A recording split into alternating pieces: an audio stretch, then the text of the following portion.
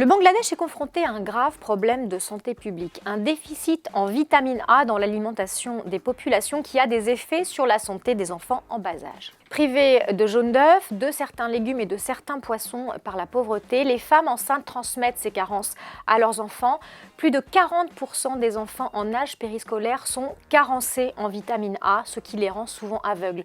Au Bangladesh, 250 000 à 500 000 enfants perdent la vue chaque année. La moitié meurt l'année qui suit. Il existe une plante qui peut répondre à ce problème, une plante compatible avec le climat et avec les habitudes alimentaires locales. Il s'agit d'un riz plus riche que les autres en vitamine A, ce qui lui donne une couleur dorée. C'est d'ailleurs pour ça qu'on l'appelle le riz doré.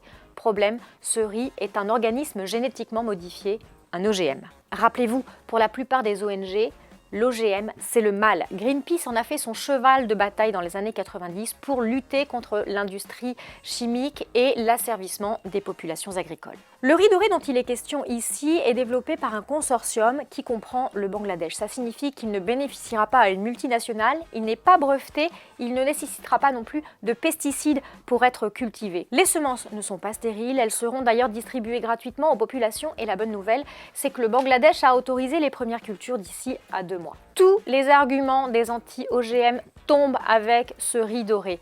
Et c'est la panique. Comment ce produit ose-t-il faire le job de sauver les populations à leur place ? Croyez-vous que ces ONG se réjouissent de l'amélioration des conditions de vie des populations au Bangladesh? Pas du tout. Elles sont en train de fourbir leurs arguments et aussi de faire peur aux populations sur le terrain. Le riz doré est un argument marketing dont bénéficieront les géants de l'agrochimie. Le promouvoir comme un projet humanitaire, c'est favoriser l'acceptation par les populations locales d'autres semences dangereuses et qui ne leur sont pas nécessaires. C'est ce qu'a expliqué le réseau d'ONG Massipag à propos de ce riz doré. Rappelons que la quasi-totalité du maïs et du soja américains sont OGM depuis plus de 25 ans sans aucun problème de santé publique.